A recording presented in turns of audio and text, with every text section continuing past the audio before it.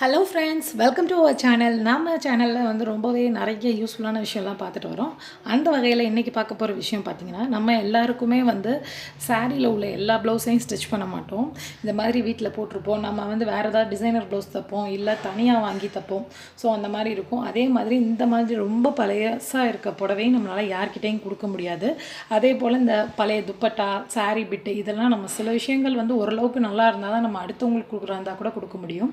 So அந்த மாதிரி பொருளெல்லாம் நம்ம என்ன பண்ணுறது, இந்த மாதிரி பழைய சாரி ஸோ இதெல்லாம் வச்சு ஒரு இனோவேட்டிவாக ஒரு விஷயம் நம்ம செய்யலான்னு பார்த்தீங்கன்னா, தலைவாணியாக நம்ம செய்யலாம். ஆல்ரெடி இந்த தலைவாணி உரை எப்படி தைக்கிறதுங்கிற வீடியோ நான் போட்டிருக்கேன். அதோட லிங்க் டிஸ்கிரிப்ஷனில் தரேன், செக் பண்ணுங்கள்.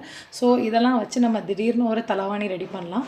இது பார்த்திங்கன்னா நீங்கள் சோஃபாவுக்கு அந்த மாதிரி சின்ன தலைகாணியாக குஷனாக கூட யூஸ் பண்ணிக்கலாம். ரொம்பவே அழகாகவும் இருக்கும். நீங்கள் இதுக்குள்ளே இந்த மாதிரி கிளாத் தான் வச்சுருக்கீங்கிறது தெரியவே தெரியாது. ஏன்னா வந்து அவ்வளோக்கு இது நம்ம கவர் பண்ண போகிறோம். ஸோ அதனால் வந்து தெரியாது. இது வேஸ்ட்டாக இருக்கிற கிளாத்தை வந்து நம்ம இந்த மாதிரி பண்ணுறது பார்த்திங்கன்னா, வீட்டில் அங்கங்கே துணி கிடக்காமல் ஒரே இடத்துல இந்த மாதிரி இருக்கனால ஒன்றும் பெரிய சிரமம் கிடையாது. இது யார் வேணாலும் ட்ரை பண்ணி பார்க்கலாம். இந்த தலைகாணி உரை எப்படி தைக்கிறதுங்கிறது நீங்கள் டிஸ்கிரிப்ஷனில் பார்த்து லிங்க் பார்த்து தெரிஞ்சுக்கோங்க. ரொம்பவே சுலபந்தான். இல்லை உங்ககிட்ட இந்த மாதிரி தலைகாணி உரை சின்னதாக இல்லை அப்படின்னா, நீங்கள் பெரிய தலைகாணி உரையில் கூட நிறைய கிளாத், அதாவது நிறையா யூஸ் பண்ணாமல் சாரீலாம் இருக்கும் இல்லையா, அதெல்லாம் கூட நீங்கள் வச்சுக்கலாம். ஸோ இப்போது இதை வந்து நீங்கள் உடனே தையல் தான் போடணுன்னு அவசியம் இல்லை. நான் வந்து ஒரு பெரிய சேஃப்டி பின் வச்சுருப்பேன், அது காட்டுறேன் உங்களுக்கு எப்படின்னு. இதில் பட்டன் வச்சு கூட நீங்கள் ஸ்டிச் பண்ணிக்கலாம். இப்போது நான் வந்து உங்களுக்கு போட்டு காமிக்கிறதுக்காக சேஃப்டி பின் போடுறேன். இதில் வந்து நீங்கள் 2 பட்டன் வச்சு ஸ்டிச் பண்ணிங்கன்னா போதும், அது வெளியிலே வராது. ஏன்னா பஞ்சாக இருந்தால் தான் நமக்கு வெளியே வரும். இந்த மாதிரி கிளாத்து பெரிய பெரிய கிளாத்தாக இருக்கனால வெளியே வராது.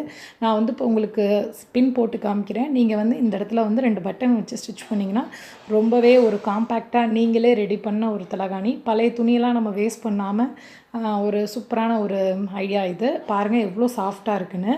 நம்ம இன்னும் கொஞ்சம் நிறையா துணி நம்ம இது பண்ணோன்னா எல்லா சைடும் அது ஈவனாக பரவும்.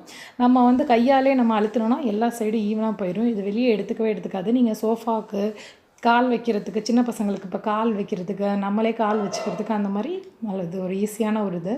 ட்ரை பண்ணி பாருங்கள். தேங்க்யூ.